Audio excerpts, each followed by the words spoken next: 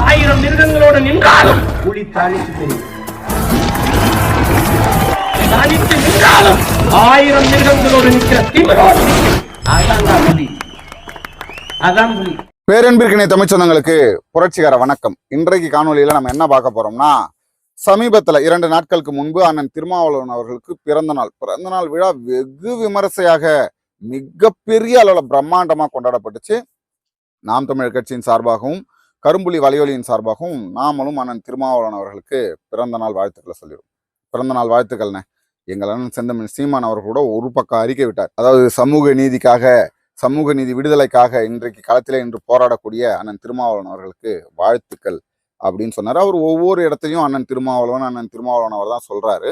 நீங்க கேட்கலாம், ஏன்டா இன்னைக்கு மேடை போட்டு எங்களை அசிங்கப்படுத்திட்டு அவமானப்படுத்திட்டு நீங்க திருமாவளவன் பேசுறீங்க, சாட்டை துரைமுருகன் ஒரு பக்கம் பயங்கரமா கேவலப்படுத்துறாரு, இதையெல்லாம் கண்டிக்க மாட்டீங்க, இதெல்லாம் கண்டிக்காம நீங்க திருமாவளவன் அவர்களுக்கு வாழ்த்து சொல்லி என்ன பிரயோஜனம்? நல்ல கேள்வி தானே. வாழ்த்து சொல்லி என்ன பிரயோஜனம்? அதுவும் ஒரு சிலர்லாம் மிரட்டுறாங்க, டேய் இதுக்கப்புறம் சாட்டை துரைமுருகன் தமிழ்நாட்டில் நடைபோட முடியாது அப்படின்லாம் பேசுறாங்க. உணர்வு அவங்களுக்கு ஏன்னா மனசு காயப்பட்டிருக்கும்ல, புண்பட்டவங்க அவங்க எப்படின்னாலும் பேசிதான். அவங்க தலைவரை, இப்போ என் தலைவனை என் எதிர்க்க பேசும்போது எனக்கு கோவம் வரும், அதே மாதிரி அவங்க தலைவர்களை அவங்க எதிர்க்க பேசும்போது கோவம் வரும். நியாயம்தான். நாம் அதில் மாற்று கருத்தோ மறுப்போ தெரிவிக்கல. அவர்கள் உணர்வாக இருக்கிறார்கள், அதனால் நம்ம அவர்களுக்கு மாற்று கருத்து சொல்ல வாய்ப்பு இல்லை. ஆனால் ஒரே ஒரு கேள்வியை நம்ம அவர்களிடத்துல கேட்டுக்கும். அதுக்கப்புறம் அந்த காணொலி ஏன்னா திருமாவளவன் அண்ணன் எந்த அளவுக்கு இறங்கி வேலை செய்யறாரு அப்படிங்கறத நம்ம இந்த காணொலியோட பிற்பகுதியில பார்ப்போம். முதல்ல ஒரே ஒரு கேள்வி, நாம் தமிழர் கட்சிக்கும் அண்ணன் திருமாவளவனுக்கும் என்ன பிரச்சனை இருக்கு? நீங்கள் பேசக்கூடிய சித்தாந்தத்திற்கும் நாங்கள் பேசக்கூடிய சித்தாந்தத்திற்கும் என்ன முரண் இருக்கிறது? நாங்க உங்களுக்கு எதிரியா இல்ல நீங்க எங்களுக்கு எதிரியா? அண்ணன் சீமான் அவர்கள் வெளிப்படையாக மேடை போட்டு பேசுகிறார்.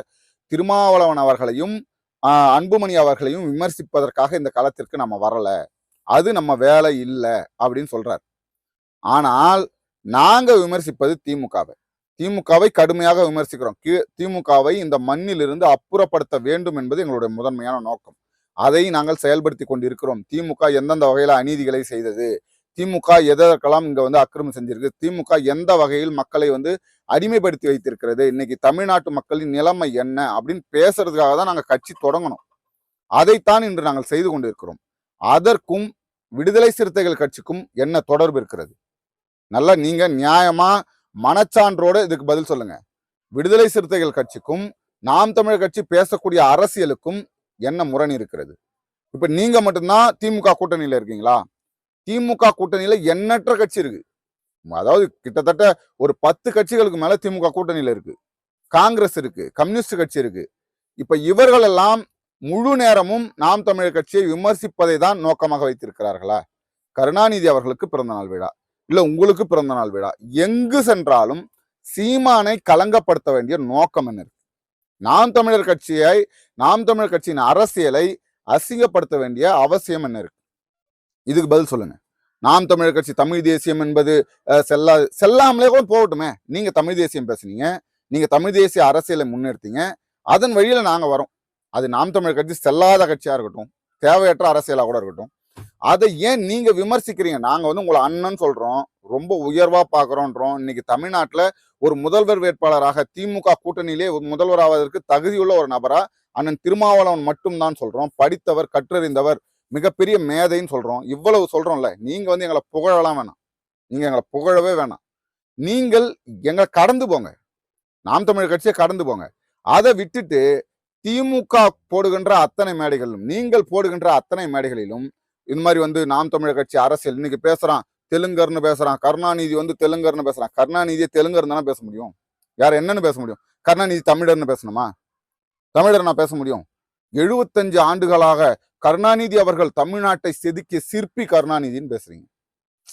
நம்ம இதெல்லாம் கூட விடுங்க, இது எல்லாத்தையும் கூட விடுங்க. இனப்படுகொலைக்கும் கருணாநிதிக்கும் சம்பந்தம் இல்லைன்னு சொல்றீங்க. இனப்படுகொலைக்கும் கருணாநிதிக்கும் சம்பந்தமே இல்லைங்க, துளி கூட சம்பந்தம் இல்லை அப்படின்னு சொல்றீங்க. உண்மையா? இனப்படுகொலைக்கும் கருணாநிதிக்கும் சம்பந்தம் இல்லையா? அப்ப நீங்கள் பேசியது கட்டு விரியானுக்கு பதில் கண்ணாடி விரியான் வருகிறது, இந்த திமுகவையும் இந்த காங்கிரஸையும் இந்த மண்ணில இருந்து அப்புறப்படுத்தணும் அப்படின்னு நீங்க பேசினது, இதையெல்லாம் நம்ம எப்படி சொல்ல முடியும்? அதாவது இன்னைக்கு தேவைன்றதாக நீ மாத்தி பேசுங்க. ஆனால் நாங்கள் உங்களை விமர்சிக்க வரவில்லை, அது எங்கள் நோக்கம் இல்லை. நீங்கள் நாம் தமிழர் கட்சியை சீண்டும் பொழுது உங்களுடைய முகத்திரைகளை கிழிக்க வேண்டிய தேவை இருக்குது. சரிங்களா? இதை நல்லா புரிஞ்சுக்கணும். இந்த நூற்றாண்டின் மகத்தான போராளி பிரபாகரனை ஆமை சமைப்பவராய் அவமதிக்கும் இவரு தமிழகத்தின் RSS பிசிறு. நல்லா பாருங்க. இந்த ஆண்டு மட்டும் இல்ல, கடந்த ஆண்டு ஒரு கவிஞர்னு ஒருத்தவங்களை கூப்பிட்டு வந்தாங்க மேடையில. சீமான் அவர்களை அசிங்கப்படுத்துவதற்காக அங்க கவிதையா பேசுறாங்க. சீமான் அவர்களை விமர்சிச்சு கவிதையா பேசுறாங்க. அண்ணன் திருமாவளவன் மேடையில உட்காந்து கைத்தட்டி சிரிச்சிட்டு இருக்காரு. அதே நிலை இன்றைக்கும் செய்யறாரு. இன்னைக்கும் அதே நிலை, அதே பிறந்த நாள் விழாவில் அண்ணன் திருமாவளவன் அவர்கள் செய்யறாரு. ஏதோ அவர் புதுசா மாடு மேய்க்கிறது மாதிரி எல்லாம் நியூஸ் போட்டு இருக்காங்க. நீ 13 வருஷமா மாடு மட்டும் மேய்ச்சிக்கிட்டு இருக்க, 35 லட்சம் மாட்டை மேய்ச்சிருக்காங்க.